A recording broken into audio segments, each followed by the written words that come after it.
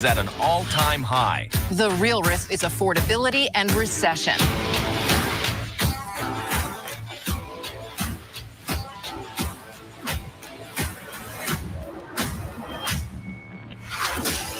Real Estate Reality Check starts now.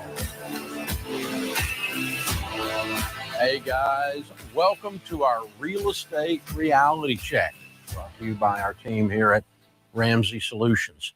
We're so glad you joined us tonight to talk about this crazy economy that we're in and all the real estate issues that are out there. And man, there is a lot to talk about.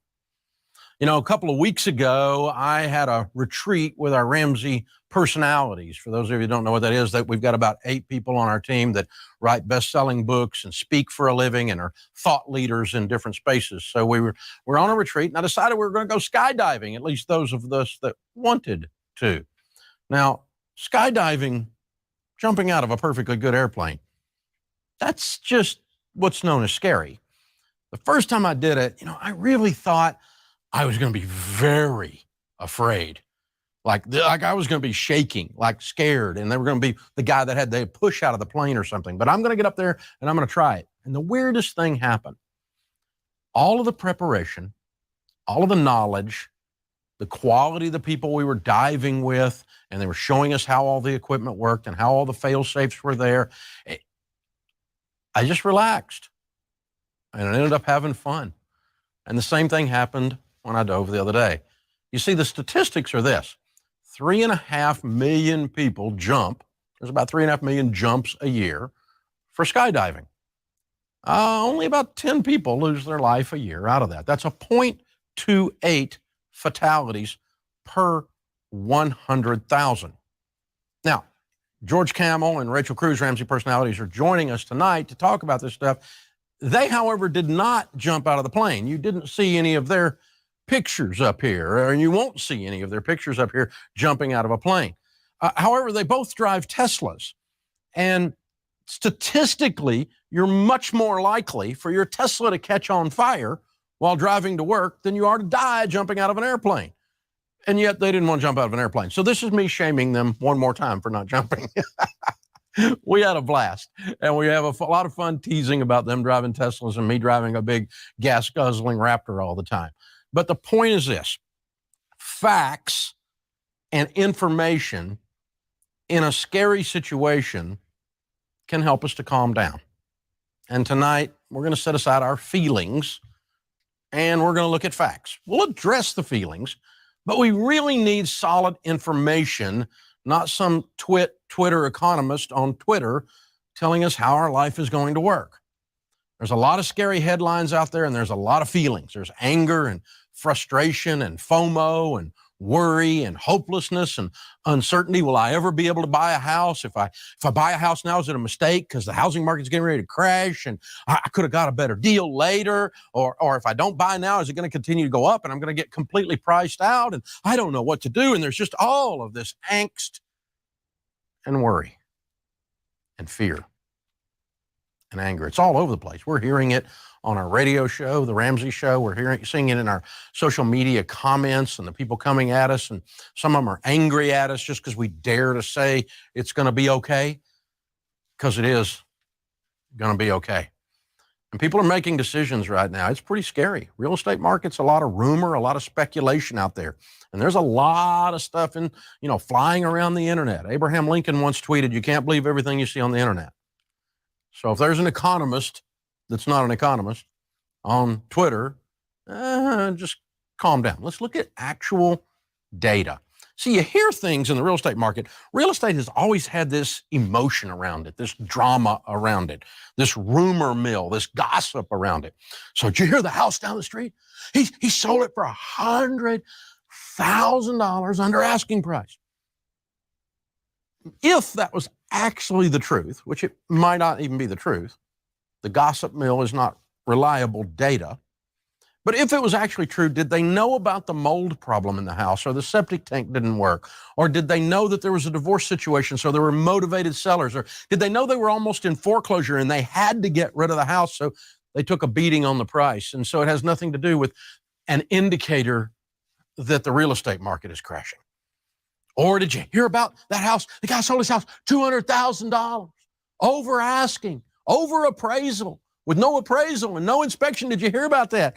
Well, that might be true, but that's not an indication of actual value. That's an indication of someone moving into that market that had a lot of money, was in a hurry, and got freaked out and overpaid for a house. You can't take those things as economic indicators. It's a bad idea. When we don't have facts, we make up stories in our brain. We add drama. If your teenager is out on a date and isn't home by curfew, well, they must be dead in a ditch somewhere. When the reality is they're over there making out with their boyfriend or girlfriend. Hey, don't allow crazy headlines and drama and talking heads to affect your long-term money goals. We know that hope deferred makes the heart sick, but when desire comes, it is the tree of life. And hope, one of the things that gives me hope or gives you hope is perspective. When we can look at data, that gives us hope. When we can look at, or maybe not, but when we can see things in their light of time, we can zoom back and see things the way they really are, then the distortions of the drama are pushed away. The classic on the internet today is the fishing photos. You know, we get these great guys, they bring up their fish and look at the size of this trout. That trout must be 300 pounds. There are no 300-pound trouts.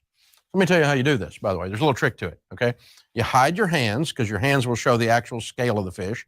You hold the fish out from you, so that throws the thing. And then you fill up the whole frame with the fish, and you use a wide-angled lens. So this is actually a normal trout. And so when something gets up in your face like this, like all of this emotion about real estate, you lose your perspective and you start freaking out, and boom, the bigger fish is in your face. It's a problem. Now, just because you held the fish close to the camera doesn't mean that that's actually the size of the fish. This is all about perspective. It's because of perspective. When it comes to real estate, my perspective comes from data. I own several $100 million worth of real estate, and I've been buying and selling real estate my whole life. I got my real estate license and still have it 44 years ago. I grew up in a real estate person's household. So I have ridden the wave of these types of economies for many, many, many years. I've watched this stuff happen. It gives me perspective. Now, I'm looking at the data. I want to show you the data tonight, and then you get to decide. I've made my conclusions based on the data and based on my perspective, and it's not right here in my face. It's over time, and it's given me a lot of hope, and I'm really pretty calm about it. And I really hope I can convince you that the way we're looking at the data is correct. Okay? Tonight is our real estate State of the Union. This is what's going on today and what we see coming and why we see it coming. And then you can draw your own conclusions from the data. We've certainly drawn ours. I've predicted things based on data that I've seen in the past, and I've been right most of the time, but not every time. I've messed up plenty of times. So you get to decide, like grown-ups, after you look at this information, if you think it's right or not. Now, one thing we do know is we know that house prices have been skyrocketing. In 2020, house prices went up 29%. That's an unprecedented number. And so what happened was we came out of the pandemic quarantine and the economic suppression. People were trapped in their homes. They decided they didn't like them and they needed to go buy a new home. And so home buyers came out of their homes chasing another purchase like a Baptist chasing a casserole. Man, they were getting after it. And so we saw this unprecedented spike in prices. Values went up dramatically. In 2021, it continued, but not as much, up 18%. We're projected not 29 or 18 in 2022. We're projected to be 8% this year, and they're projecting, all the economists that are looking at this, a 3 to a 4% increase next year. Now, 3 to 4 to 5%, somewhere in there, is the average increase in real estate prices, residential single-family homes, for the last 50 years. Really even longer than that. So that's about average. If we can stay in that 4 to 5% range, that would be a normal market. Buyers buying, sellers selling, people making moves without all the freak out and without any kind of crash in the real estate market. We're hearing a lot. Well, Dave, it's like 2008. It's worse than 2008. This is going to be bad. I've never seen anything like this. And and there's all this drama and all this octave change in people's voices indicating their fear and their anger and everything else around it. So let's look at some facts. Let's talk about supply and demand. This is how basic economics works. Anytime there is more supply of something than there is demand, the price goes down. Anytime there is more demand than supply, a lot of buyers chasing few goods, the prices go up. If there's a toilet paper shortage, remember that one? Prices will spike up. What's driving our prices at the pump up now is there's a shortage of oil. I mean, we can argue about that, but it appears that the spigot has been turned off by Washington. There's a shortage of oil. You want prices to come back down on oil and gas? It's pretty simple. Flood the market with lots of oil and gas. Pump everywhere, right?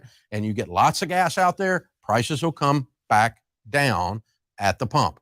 It's a pretty simple formula. Real estate is for sure a supply-demand price. Pricing in real estate, one thing drives house prices at the end of the day: supply-demand. When demand exceeds supply, house prices go up. Like we had these huge number of people come out after COVID, boom, we had a 29% increase. In order for prices to go down, supply has to exceed demand. And real estate, well, we've had a shortage of homes for about the last 2 decades. That's pretty crazy. And because of low supply, high demand, people have been willing to pay a lot of money for stuff.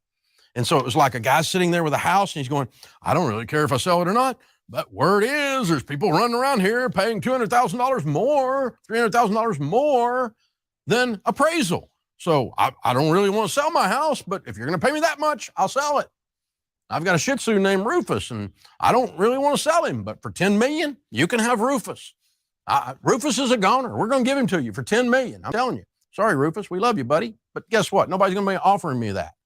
But that's kind of the way it has been, is these ridiculous offers cause people who really weren't even sellers to become sellers. They were drawn into the market in this situation. Now, let's look at supply demand. Let's look at the actual data. And this is the data I want you to pay attention to so you can decide now where you want to go from this. All right. Now, current supply is about half of what it was in 2007.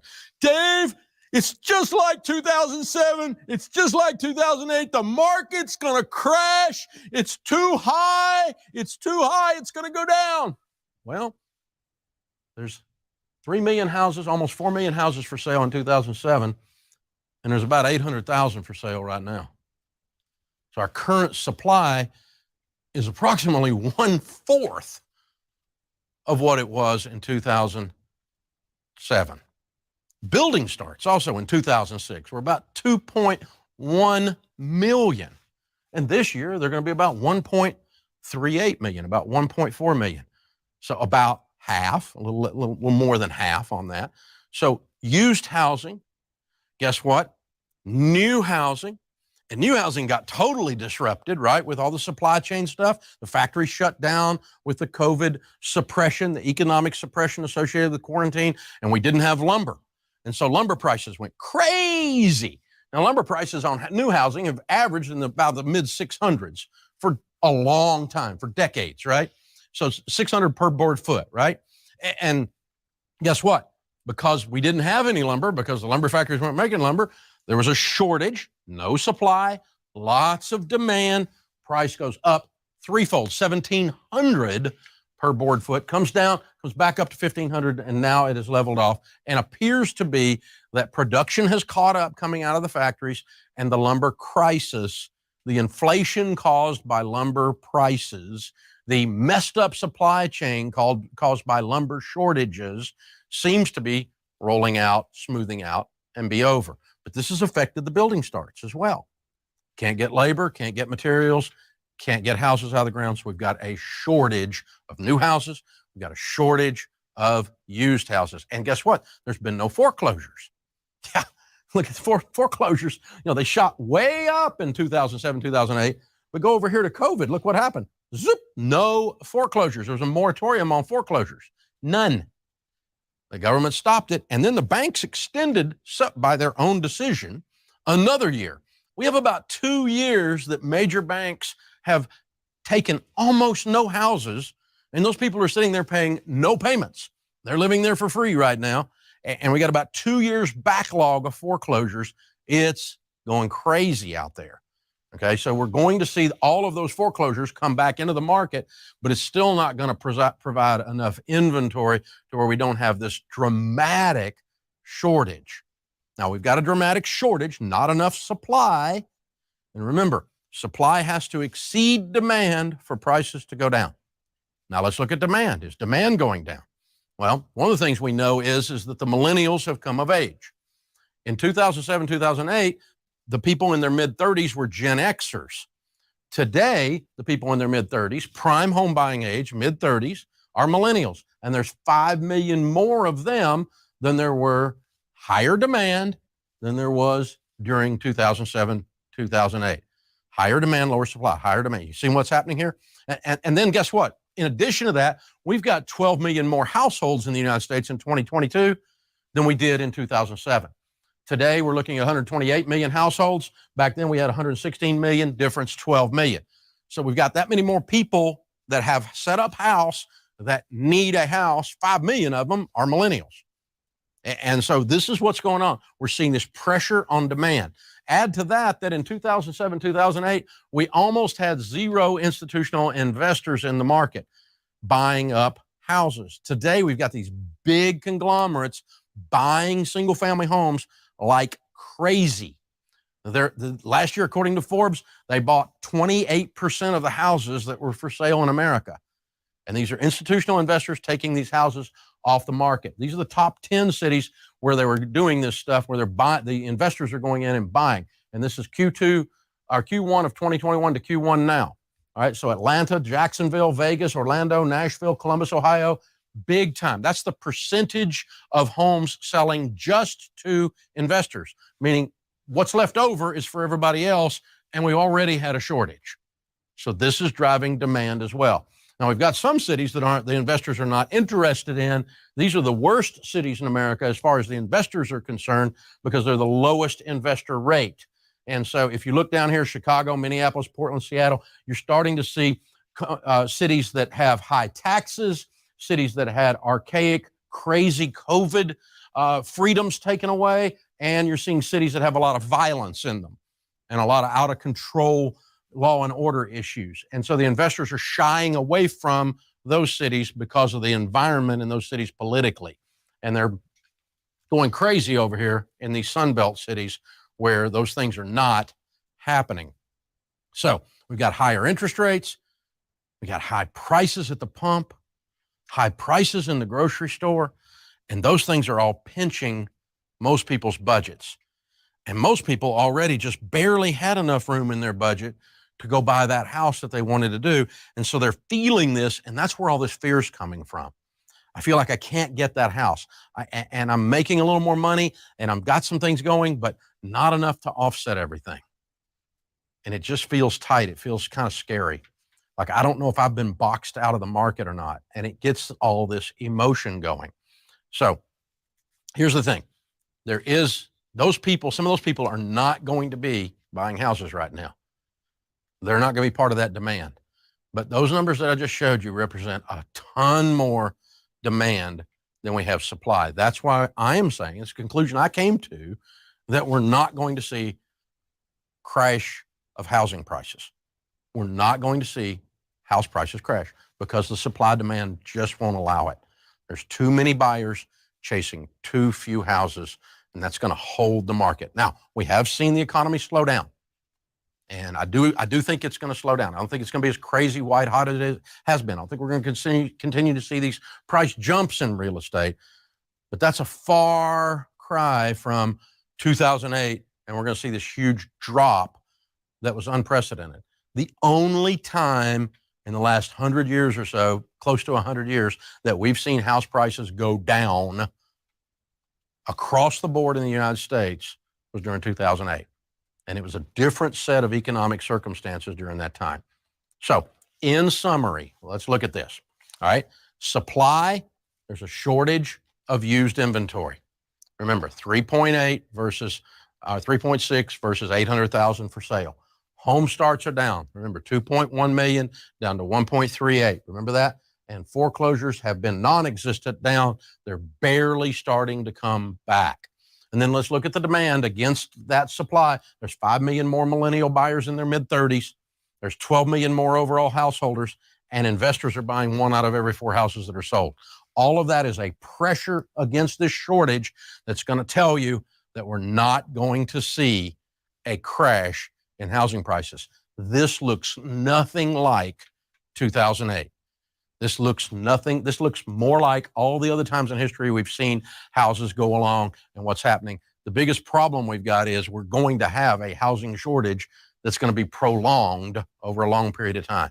And real estate's going to start to be a real key part of your plan going forward. So we want to get you towards that house. We don't want you to do it crazy. We don't want your emotions to keep you out of control. Supply demand is not going to allow this market to crash. If you purchase properly, this is one of the best times in history to buy right now. A lot better than a year ago because prices were crazy. And it's a great time to sell, but it's going to be more of a normal selling environment instead of an auction where you put your house on the market and get 85 offers in 42 minutes. Okay, it's not going to be, hopefully that's gone because that's not healthy for the market. It's not healthy. So if you're ready, now's a good time to buy. If you're ready, now's a good time to sell. So I asked a couple of our Ramsey personalities to join me, George Camel and Rachel Cruz, to have a discussion about some of the things we're hearing on the Ramsey Show and some of the things we're hearing within our social media comments, the ones that aren't trolls and the ones that aren't just out of control. But I mean, some people have some honest questions, some honest concerns. Rachel Cruz, #1 New York Times bestselling author and speaker. You see her frequently on national television. Also my daughter, George Camel. He's the host of The Fine Print, one of the Ramsey Network's great podcasts that goes out. You'll see both of those or hear both of those on The Ramsey Show with me on YouTube, podcast, and 638 radio stations around America as we talk about money. And that's where we've been hearing from you guys where you were on this. Professor Dave, great job. Amazing. Great the charts and graphs. The graphs, I thought, wow, it's amazing. I thought meteorologist. I thought he'd be a great weatherman. You know? Oh, that's even better. Yeah, then I'd have to predict the Gonna tornado. rain. But you get to all keep your this, job here it even is. if you're wrong, Dave. You That's did a good great. field. It was great. Really I got a impressive. whole nother field ahead. Tonight, he was like, I just want graphs. I want graphs. Did you get graphs? I got graphs. The graphs. So of many We got celebs. graphs. I love it. No, but we really did. Tonight, we were excited about this event because we've all heard a lot of the fear, a lot of the magnified conspiracies or the things out there, which I've dove in those holes Where are a you few hanging times. out, Rachel? I know. Wow. But we've heard it all, though. We've heard it all. And so we were like, we want to give facts and, again, address where you guys are at because there's a lot of fear and a lot of pain. I mean, inflation just came out at 9.1%. So you're feeling it in your everyday budget. You're feeling it in your lives. And then this real estate confusion, not knowing what's going on, all of it. So if we can just give some peace, some calm, and guidance, that is our goal. But I think the #1 thing that I'm hearing, at least from even friends, I'm hearing on social media, on the radio show, is just the simple frustration of how expensive homes are right now. And it's like, man, what we could have bought in 2019 versus what we could buy now, it's a different game. It's a different game. And so it is very, very normal, and we don't expect anything less than the frustration of that. So us talking about that and combating the discouragement out there. So just know, we hear you, we see that, we know. But man, there is a different way. There's a way to still buy a home. There's a way to be smart about this and to not completely take your life. Absolutely. Yeah, as we look at these comments on social media, many of them angry. They all need to settle down with that. But as I see it, I go, okay, there's legitimate frustration here because the same house that was $250,000 you had your sight set on might be $350,000, $400,000 now, and you just feel like it's a moving target.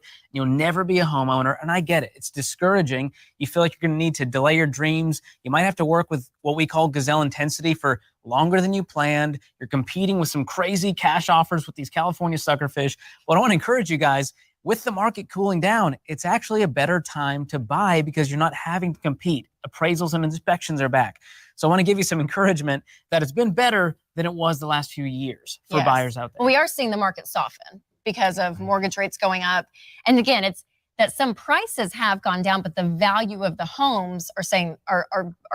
Continue to appreciate. And what's interesting is, that now we're going back to normal is what it feels like, where you're getting an appraisal, you're getting an inspection. I mean, all of that, it feels like it's going back to normal. And if you've got that frustration right now, and that frustration is building up, catch yourself if you say things like, well, what goes up must come down.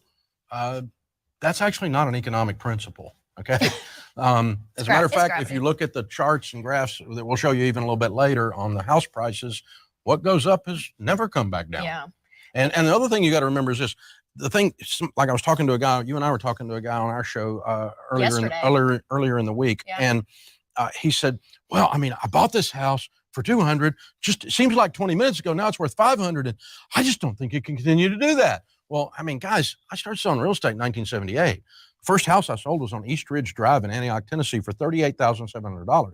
Today, okay, now you sound old. I know I am old, but I mean, the point is, that $38,000 house today would sell for $400,000. Yeah. And the fact that it went to $200,000 didn't mean it had to come back down. Right. Just because it's uncomfortably large emotionally to you does not mean it's going to come down. That's fair. I know, but it feels unstable though, because it went up so fast. It feels though, the feeling. Well, because it's something you're not used to. Yes. But if you look at the data over time, it's always gone up. Yes. And there's no indication because prices went up that they have to come down. I know. That's not a principle. And in so much of this, feelings take over. So whether it is the frustration or the discouragement, and that's when people make bad decisions financially, is when you're making it out of that fear and out of that discouragement. So pumping the brakes and even plugging in, honestly, to the emotion of just contentment, which I know is so hard when you're frustrated. But there is something to be said about our standard of living in America today, where we're at and what we expect and what we want and all of it. It's changed, right? What you wanted 36 months ago to what you can have now, it's changed. And so what does it look like to really grieve? Dr. John Deloney talks about this, grieving the picture of what you had. I had this picture of what our next home was going to be. And right now what the math is showing us is it's not going to be that. And so I do want people to take the time to grieve that, because it is hard. It is really, really difficult. But there's also a level of contentment and joy that I don't want you to lose in life because the market's gone crazy. Yeah, there's FOMO, and then there's what I call JOMO, the joy of missing out. Because you're not going to be broke in a home because you had to get in because you felt pressure from family. And a lot of people, we're on Instagram and we're watching HGTV, and it feels like, well, it's our American right to be a homeowner and have a beautiful home. And it's not right to throw away money on rent because renting is a sin. And when you sit back and go, my life's pretty great overall. We live in the greatest country with so much opportunity, and the U.S. economy is very strong. It will continue to be over time. And when you can just pause and go, I'm going to get there, but right now I need to focus on what I can control, which is my money and my life. I know, but it is hard because I'm like, there was an Instagram reel sound that went around and it was like, can we just normalize normal homes?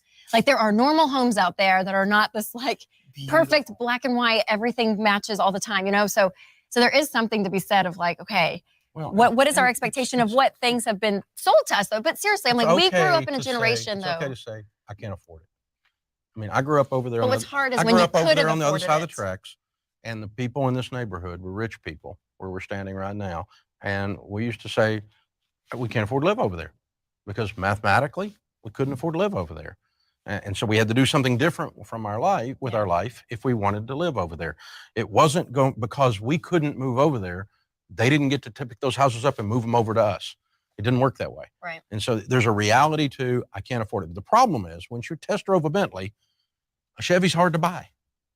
It's hard. I mean, What and about so test driving a Tesla, Dave? I might An catch old on fire. electric I'm car. telling you Back that. to No, that. you won't. No, we looked up Based data. on- We based need on- our own graph here in a second to stick up for the fact that we didn't jump out of an Based on airplane. Dave's logic, we are more courageous and brave for driving in our Tesla than That Dave is is for true. jumping out of a That's plane. exactly right. We're That's risk true. takers. We're actually What we do. braver That's than true. you. You all are How do you feel about risky. that? You're just a couple of gamblers. We That's are what it is. crazy. We are There's crazy. a lot of truth to what you're saying, and to reset those expectations and Yeah. go, I can't have that single family home in that pristine neighborhood. I might need to get that condo right now, Or I can't have because it that's now. what we can afford. Well, it's the No timeline. doesn't mean no. No means not now. Yeah, and it's the location, right? If you drive 20 minutes one way or the other. But again, it's that idea that what it was may not be reality now. Godliness with contentment It's a great game. is great gain. You gain so much, and you make wise decisions when you are content and you're steady and you're looking at all of the facts. And that's really, really And key. here's And that's the not happening right now. If Those you are let just all a lot. that build up and you go buy too much house,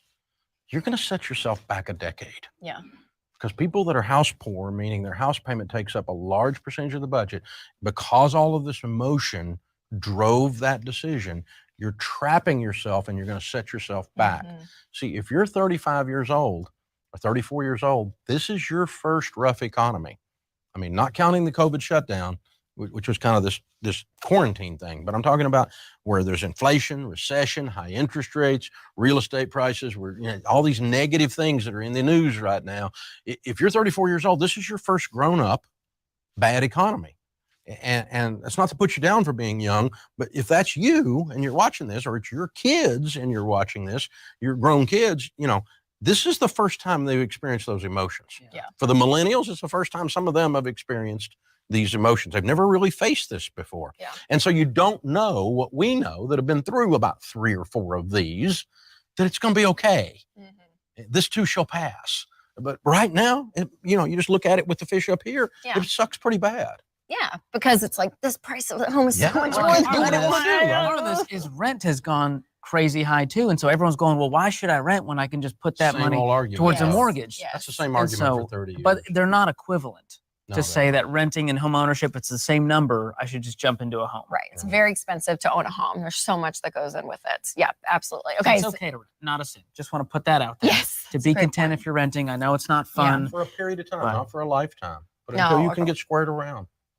Absolutely. So that's one thing that we're hearing a lot of is just the frustration of where the market is and that it's frustrating. Something else we're hearing a ton is the word recession, and we're looking at Q2, closed in June. So we're going to know here in the next week or two or even sooner if we are technically in a recession. And so that word is a fear-based word. People say there's certain trigger words words. around money Yeah. that when you say it, it's like, that sounds terrible and sounds bad. And what's going to happen? And so actually this was the Instagram post that kind of blew up because we did one together and I was like, okay, what happens to the housing market during the recession? And you were like, you explained it. People did not like your answer. So let's let people not like you again here in a moment. That's what I'm here for. That's what I'm here for. It's But my gift. But yeah, Explain a recession the and reason what happens in the housing market. people didn't like my answer because they're wanting to see a house price crash, some of them. Yes, yes. And you're not going to see that. And if you don't like that, then you can decide for yourself about this Yeah. stuff. So you can be mad at me, but I didn't do it. I mean, Mhm. it's just, this is analysis of data. Okay. What a recession is, and by the way, let's just talk about what it is. It's measure of the goods and services sold in America. So all the total of all the goods and services sold, the size of the economy in America is measured by gross domestic product, the GDP. When the GDP gets smaller 2 consecutive quarters, that's called a recession. Now, last quarter, it dropped little over 1%. So yeah. it shrunk a little bit. And most of us watching it felt like with the Fed coming in and raising interest rates and some of the other things that were slowing the economy down, slowing the metabolism of the economy down, that the goods and services would shrink yet again. And so we would have 2 quarters in a row that it shrunk. If you have 2 quarters in a row, it's a recession. Now, if it shrinks 1.5% and 1.25%, this is not a deep recession. This is a rainstorm. Mhm. This is not a hurricane, okay?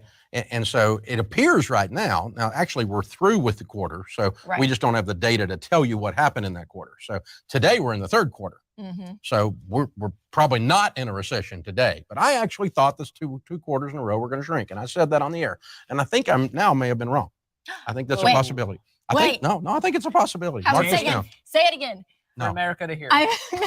You're so bad. I may All right. have been wrong. So Not about this, this but we is what just- you're doing we with your just daughter love on here. the Okay. humility. We So love the the point is that it may not be down 1%. It might be up 1%.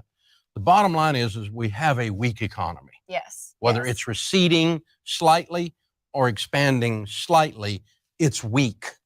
But recession has never, there's no data, there's no graph you can find that due to recession, house prices went down. Mhm. Not one time. 2008? Nope. 2008, No. house prices went down, and then there was a recession.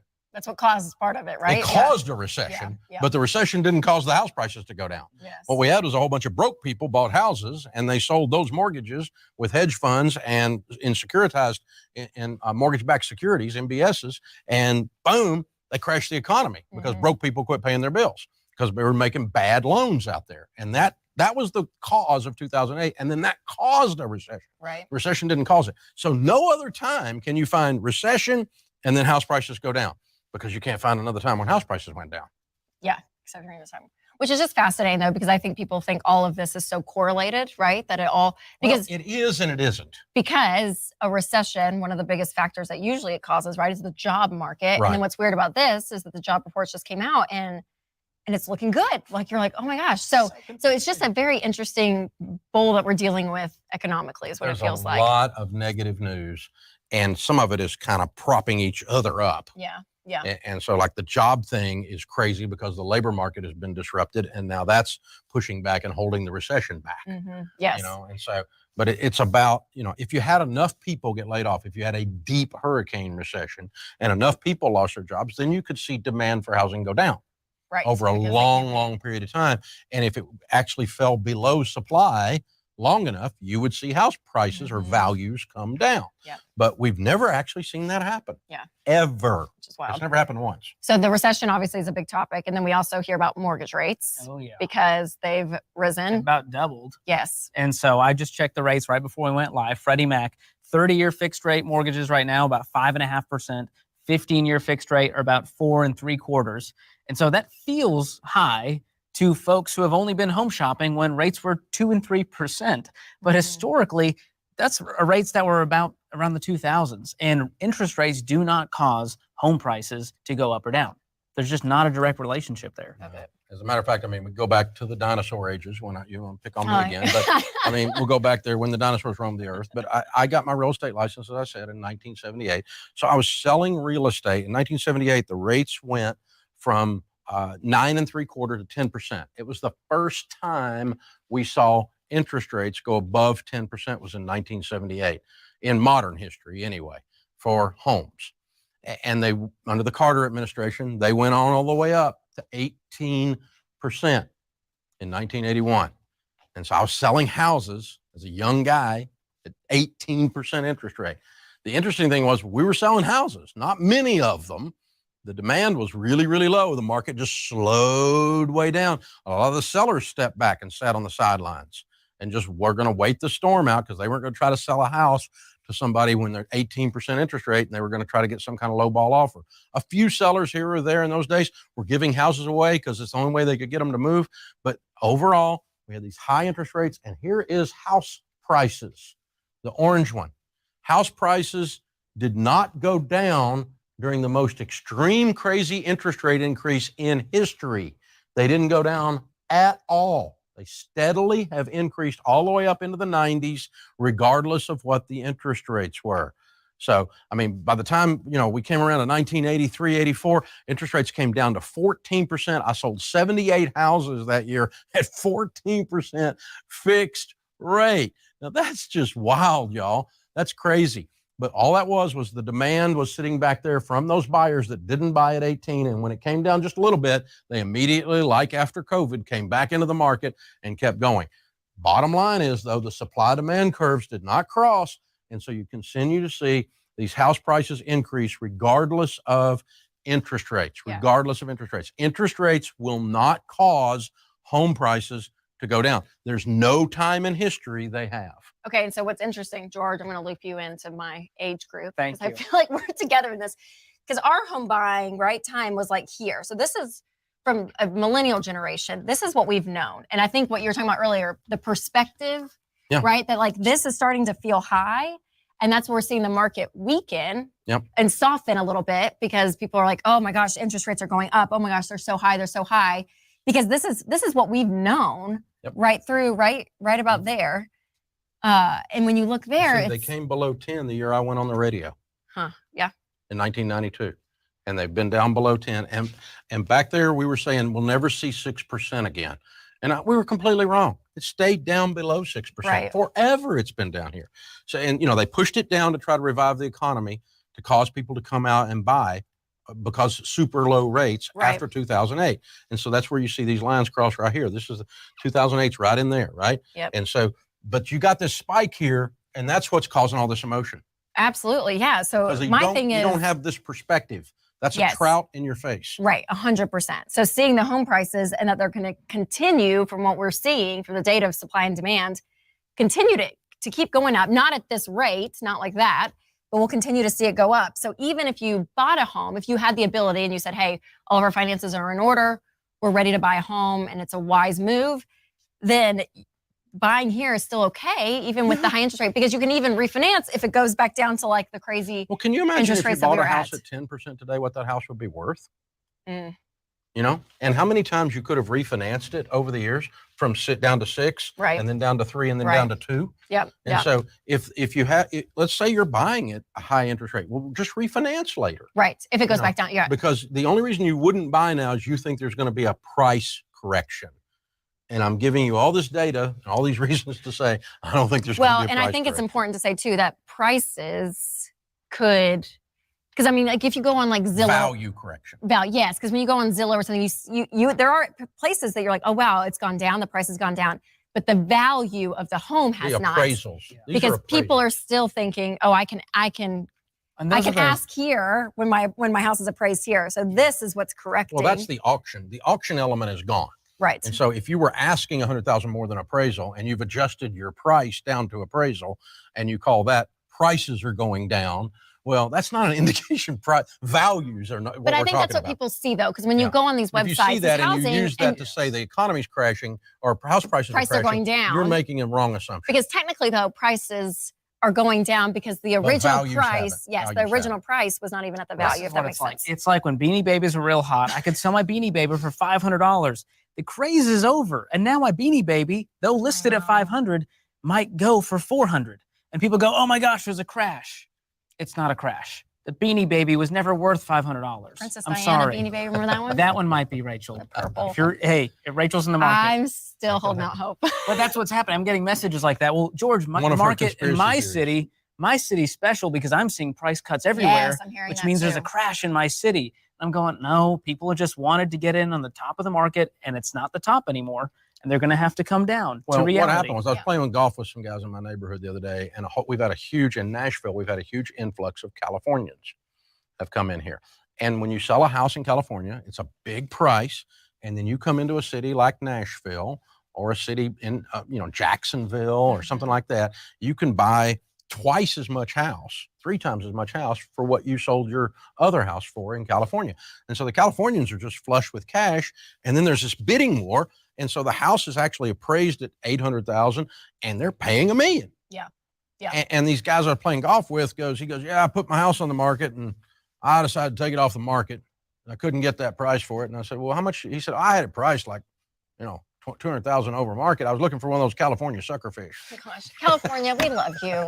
I feel like we're picking on California. Well, that's what he was Like, looking for. He was looking I for know. a buyer that was willing to pay more than value. Okay, Those are starting to go away. So those prices Yeah. are going away down to actual value. That is not an indication that the real estate market's crashing. right, It's an absolutely. indication that the crazy white hot auction is over. Yes. So let's talk about the specific regions because we do hear When that you a lot. zoom into the economy of a certain area. Of a city because again we're getting these calls and these questions all the time. Well, y'all are saying this, but in my city we're seeing X, Y, and Z. In my city, this, and this, because there is a level that depending on where you live, factors could be slightly different depending on the situation of the city. And tonight, again, we're looking at the macro level, but there is a micro level Absolutely. of the real estate market that we're But seeing. you can't use what happened on your street or in your particular economy to say the entire real estate economy is overheated and is going to go down in values. But if you look at a city that's prospering, like, I don't know, Phoenix, Arizona.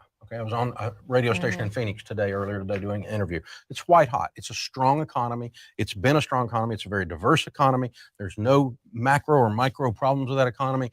It's going to continue, okay, to boom, okay, and continue to move. I don't see any issue with it at all.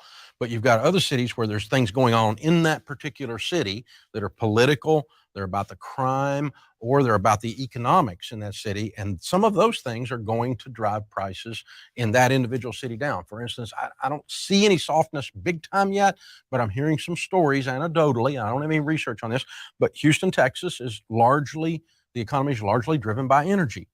And the spigot got cut off. So those people it's hurting. And so we may see some softness, some actual downturns in values. The supply demand curve could flip upside down in Houston. But if just because your uncle in Houston has that happen, doesn't mean that Phoenix is crashing. And so, politics and real estate are local. And so that's there. And the other thing we're seeing is in the past 2 years, we've had this mass exodus of people across America. It's crazy. I mean, this is affecting the supply demand curve in the local markets as well, the supply of houses versus the people buying. So in California, Illinois, New York, Massachusetts alone, okay, they've had almost 900,000, close to 1 million people move out of just those states in the last year. Oh, in the last 2 years. I'm sorry, last 2 years. Okay. And they largely have moved into North Carolina, South Carolina, Florida, Tennessee, Texas, and Arizona, who have picked up 700,000 of those 900,000 alone. This is the largest migration in the United States in modern times. The largest turning over of the tables of people in mass moving out. And they're moving out of the political environment. They're moving out of the tax environment. They're moving out of the violence. They're moving out of whatever it is they're running from in these states that isn't working, and they're running to low tax states, and they're running to states that didn't have archaic, over the top, taking away of your freedoms during COVID. And so people noticed that and they said, I'm not living here anymore, and they moved. The largest migration in recent history in modern times. We haven't seen anything like this since the Dust Bowl. And so these numbers are unprecedented, and that's going to affect positively these economies and negatively the other economies in terms of house prices, potentially. Now, we've not seen any California house prices go down yet, and I don't know what they're doing in these other states off the top of my head. But again, you've got this exodus. It's the first time in recorded history that California got smaller in population. It's the first time it's happened. Yeah. So this is very real, and it affects economics. Well, what's interesting too is a lot of these states, like you think about a Chicago, you think about a New York, California, even Massachusetts, it's expensive to live there. So like you were saying earlier, some of it's cost of living. They're taking this money of a house that they sold there, and they're coming to a Texas, they're coming to a Tennessee, where they can buy such of a bigger property. And the interesting thing is that there seems to be a waning in this. It's just about over. Yeah, yeah. And so again, we're going to see, my buddy trying to sell a house to a California suckerfish. He couldn't find one. Mm-hmm. But half the houses sold around there were to California people. We've got a whole bunch of new folks, new neighbors and friends from California here in Tennessee. We welcome you. Our neighborhood, I know we're getting specific about us, but my neighborhood, there's a lot of new builds happening in one section of it. So people are moving in, and anytime we meet someone new, we're like, hey, welcome, where are you from? And they're like, sorry, California people. I don't know why we're picking on you tonight, but they're like, we're from California, we're sorry. And I was like, no, you're fine. No, come. We're glad you're here. It's great. But again, but they always say, oh my gosh, the home that we got here is amazing compared to the home we had there. So again, it's all in flux, and it depends on your city, your situation, of what's going on. But I think that fascinating. It's fascinating. Okay.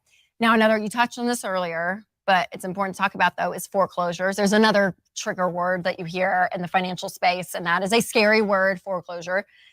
So talk through that and what we're going to be seeing here in the next few months. Well, the first thing you need to remember is you're probably going to see an increase in foreclosures because there's not been any. I just told you that. One of my good friends is a foreclosure attorney. Another one is a bankruptcy trustee, which are tied together, bankruptcies and foreclosures, right? And he said the other day, he normally from this large bank that he works with, he would do about, in a normal world, in the old days, he would do about 50 foreclosures a month for that bank. And he hasn't done hardly any in 2 years. And they called him the other day and were asking him about his staffing. Are you ready to take on a bunch of extra volume? And he said, what do you mean? He goes, well, we're getting ready to start sending you about 250 foreclosures, about 5 times normal per month. Yeah. So all that is they got this big stack from 2 years on their desk, and they got to start getting them executed. They got to start getting them out there. And so that's gonna push all that out there. So some people are going to hear foreclosures are on the rise. Yeah, I think it's connected to the housing that market. proves that real estate's going to go down. It's going to go bust. And no, all it is they're trying to catch up for the last 2 years when they ain't done anything. That's all it is. Well, that's like the scare tactic, the news headline, Yes. right? That you're going to probably Well, see here. to that point, people think of short sales and foreclosures, but they're very different. A short sale is when you're upside down in the home. There's a lot of people who aren't upside down because of the home appreciation. There's lots of equity, but they can't afford the mortgage payment, which is what's causing the foreclosure. So it's an important note to make. Well, and I hear people say, well, I'm going to wait until there's a lot of To get a foreclosures deal. to get a good deal, though. And then If they that's not if always they the case paid either. Close to value for it, and now they're getting foreclosed on. And if they finance close to value, there's not going to be a deal. Foreclosure doesn't always mean deal. Yes. I used to buy foreclosures for a living, and just because it says foreclosure doesn't mean it's a good buy, and it doesn't mean it's a good house either.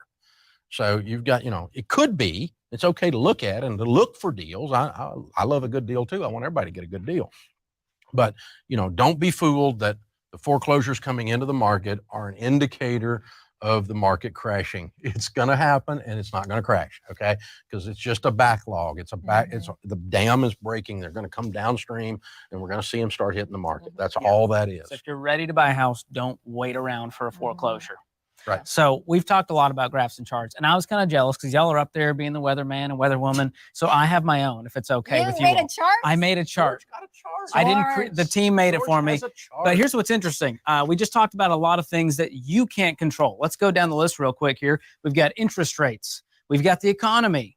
We have lumber prices. We have the Fed, inflation, recessions, investors, gas prices, and lastly, Oh California. my gosh, y'all, stop picking Hey, California. a lot of things out of control about California. I'm just going to Y'all, leave it there. Stop. Now, let's look at the very long list of things you can control. You. That's it. I wish there was more, but at the end of the day, I want to refocus it back to what we can do about all of this crazy real estate market and how you can become a homeowner the smart way. So let's talk about that. Yeah, so buying and selling, some of you watching may be thinking, okay, when do I get in? Is it a good time to buy a home or to sell my home? And it is. Right now, what we're seeing is that home values are not going to go down. So here's the thing. Home prices, we think, based on the data we showed you, and you get to decide. We've told you that several times. You just be mad at somebody if you want to be mad at somebody, but you decide, okay? Home prices, we think, values are going to start to go up in 23 in a 4 to 5% range for the next 5 years. So that means 5 years from now, house prices are going to be more than they are now. 4 years are going to be more than they are now. 3 years are going to be. So if you're going to buy and you're in shape to buy, you're ready to buy, and you're waiting on prices to come down, I wouldn't do that. I would go buy right now. And if you're going to sell, it's a great time to sell. There's a shortage of houses. Yeah. Now, do expect a more normalized process. Don't expect an auction. The California sucker fish is not going to be in the market, okay?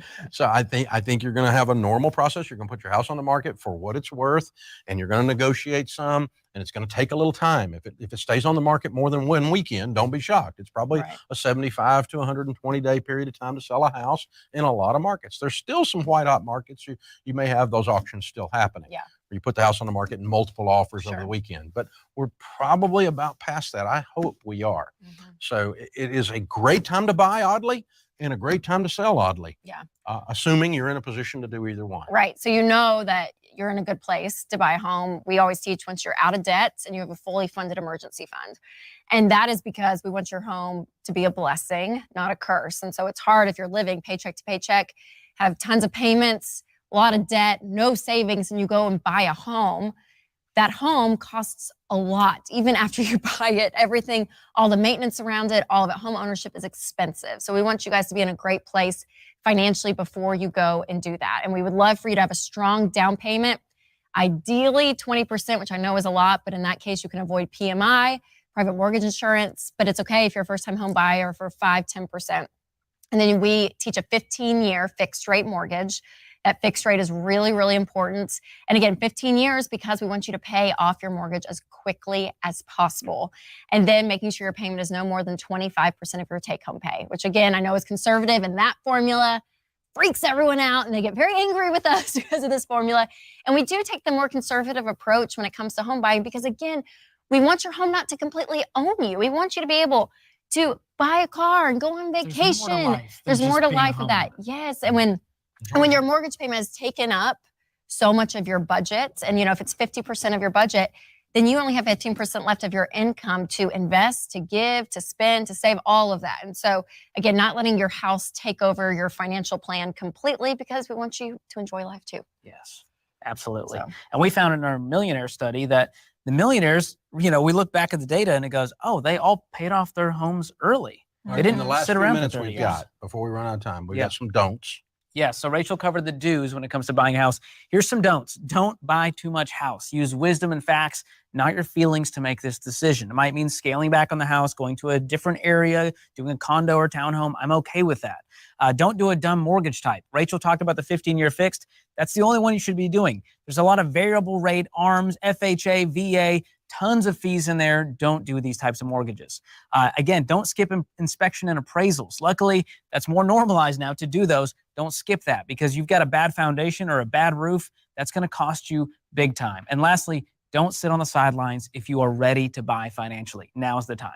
So when you're selling a house, again, right now is a great time to sell because there's a shortage. And Georgia, we got some do's if you're going to sell a house. Absolutely. So Rachel talked about getting a good agent on the buy side. You need a great agent on the sell side as well. A good agent isn't going to allow you to go underprice the market. They're going to help you navigate all of this, do the comps, stage the house, get good photos, get the inspection, get the appraisal, and help you adjust your expectations.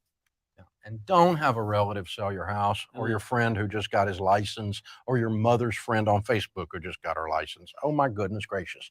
This is your largest asset. You need a professional real estate agent that does a lot of transactions and hasn't done two. Uncle Larry doesn't need to sell your house. Uncle Larry doesn't need to help you find a house. I'm sorry, Larry. We're not here to help you. Okay. Is Larry from California? Yeah, I don't know where Larry's from, but poor Larry. But yeah, it's just a problem.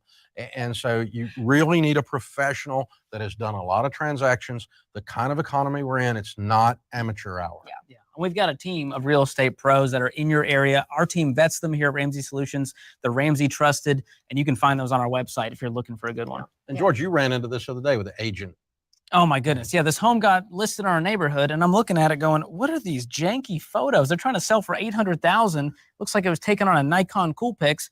I go to the description, it says agent related to the seller. And I went, and it shows. Uncle Larry was out there. Did a terrible job with the pictures. So oh my goodness. you got to work with a pro. It can severely affect how much you get for your house. So if you're a seller, don't get desperate. Understand that it's going to take a little time, and set your house at the proper price and go through the normal marketing procedure with a good agent. So you guys, I hope this has helped. I hope it's helped you, come with facts, with data, making your decisions. Your best financial decisions are going to be with a lot of peace and a lot of facts versus just feelings and emotion. So again, my hope for tonight is that we've inserted some hope, that you've been able to see, okay, I can do this. Or my home buying process, it may look a little bit different, but it is still possible over a course of time. And that, again, the world is not ending. We have a lot of confidence in that, and that it's going to be okay. Yeah. And for people who are wondering, okay, you said there's one thing I can control, and that's me. And that starts with doing a budget, paying attention to what you're doing with the income that you have coming in. It might mean getting more income. It might mean shaving some things off, but you got to do a budget to even figure that out. We've got a great app called Every Dollar. You can start your budget for free and do that to figure out how much house can I afford? What are some things we can shave off in order to afford that house one day? The bottom line is this. If you pan back from the fish, he's just a fish. He's not a monster. And life is not a snapshot. It is a film strip. And so what we're seeing is 1 or 2 frames in the film strip. And don't let the scariness of that moment in the film cause you to do something desperate or silly or greedy or out of control. What Rachel said earlier is right. Godliness with contentment is great gain. And what we're trying to do tonight is to help you with your vision. Where there is no vision, the people perish. And so if you can pan back and say, gosh, look back there at 1982 when rates were 18. Look at this spike here. Look at how there's no correlation in these numbers. Look at these supply numbers and these demand numbers. If that data, along with just a spirit of peace, can help you guys, then we've done what we wanted to do tonight. Thank you so much for being with us.